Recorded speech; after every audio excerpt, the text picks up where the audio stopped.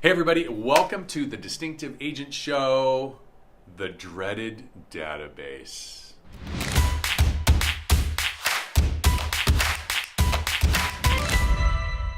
Welcome back everybody. Well, do you dread the database conversation? Bottom line, the number one piece of value in your business, or anybody's business for that matter, is the list of names, contact information, all of that stuff that we affectionately call our database. I don't know why it's a big deal, but it is.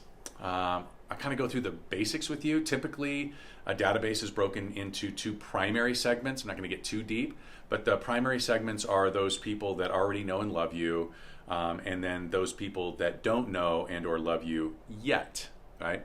The first group contain your current clients, your past clients, your family, friends, sphere of influence, that kind of thing. The second group, they're the leads, all the leads that you've generated, right? They're the lists that you've added. That's the country club or the special group that you're part of or the neighborhood or subdivision, that kind of thing.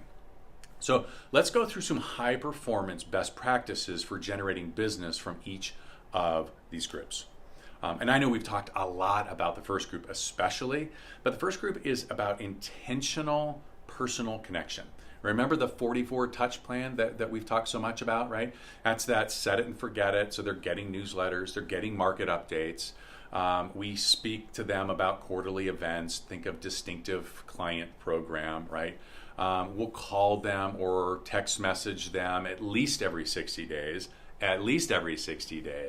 right? Like these are people that they know you. Like they're expecting a phone call or a text from you. It's not that big of a deal. Typically, max that I will see in this group is about 250 people. Here's where we have this breakdown, right? These people, they need to be asked for business. Like they're not going to just go, oh, here, right? They need to know that you're looking for more business. These are the people, they see you as a go-to source for knowledge. They love that you helped them achieve their goals, or they've watched you help others achieve their goals. So have you asked them? And I know everybody gets wigged out, right? They go, oh, hey, John, listen, I know we helped you buy, but, was it a good experience? I wonder if you would be willing to help me achieve my goals by introducing me to somebody that might benefit from my service. I understand that may be uncomfortable for some. Some of you, it's not uncomfortable at all. Like, I get it, right? But you got to ask for the business no matter what. I don't care how you do it, right? You've got to provide them with direction on what to do. So like, could you introduce me to somebody this week? Hey, I've got a buyer that wants to be in this particular marketplace. Do you know anybody that might be interested, or maybe somebody that lives in this market that I might be able to call and ask them about the neighborhood? You got to come up with some different strategies on how to connect, but you're asking them to give you a referral. The second group is interesting to me initially because I'm surprised at how few people actually have this part of their database. But secondly, because those that do, they're not typically using it, right? This is like this group, they're already being targeted, right? We know they're being targeted with postcards, or they're being targeted with emails, they're being targeted with social, but it's all boring, right? You have to be different. You have to R&D, right? From other industries and engage people with actual questions and in the language that they love.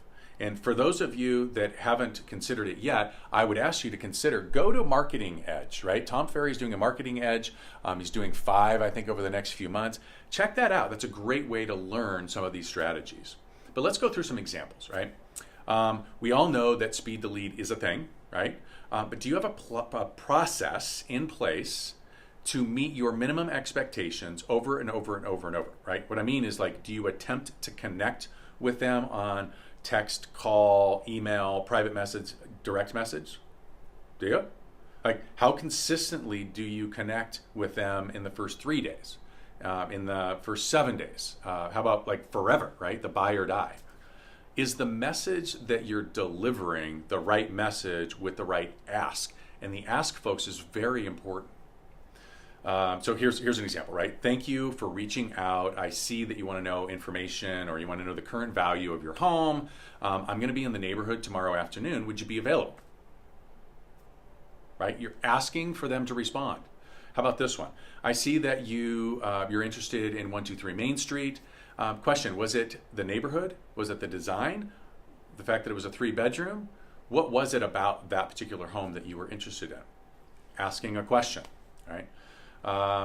Here's your next communication. Hey, I'm sorry we didn't connect yesterday. I'm excited to speak with you. I have a few people specifically interested in your area, and I'm anxious to hear if you're really thinking about selling your property, or are you just looking to see your value? Again, you're just looking for a connection.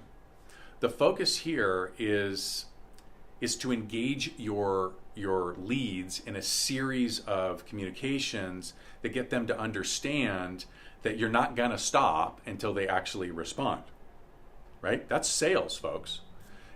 If they don't within the first 3 or 4 days, you certainly can put them into a nurture campaign, or 7 days, or whatever your process is.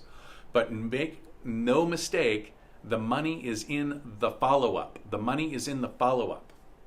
So what about the rest of that group?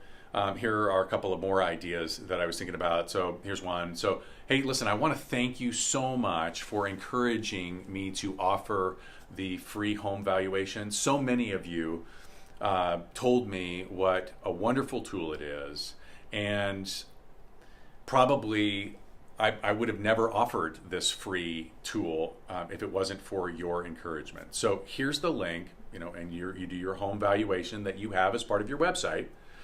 Just enter your address and let my site do all of the work. Here's another one. I know there's been some confusion on what's going on in the market, and many of you have encouraged me to use my knowledge to clear up some things. While yes, each neighborhood is different, and I'm happy to get into detail with you if you want to call me, here's what's really going on in the name of the town, the name of the subdivision, whatever, right? The fact is that there has never been a better time to buy or sell. That's likely going to change for both. When inventory goes up, it's bad for sellers, but when the interest rates go up, it's bad for buyers. This is the perfect storm, right? So just changing the messaging so that you are the knowledge broker and you're providing some solution for them. Here's the bottom line. We all know that it's a requirement to take care of the first group. We know that, right? But in today's market, you have to continue to grow that second. It's the funnel, right? You've got to change your messaging to create action on their part so that they can engage with you, and you will generate more leads.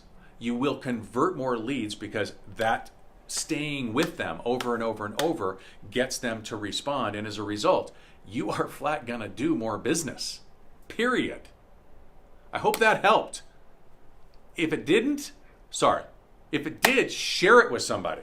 And as always, be distinctive.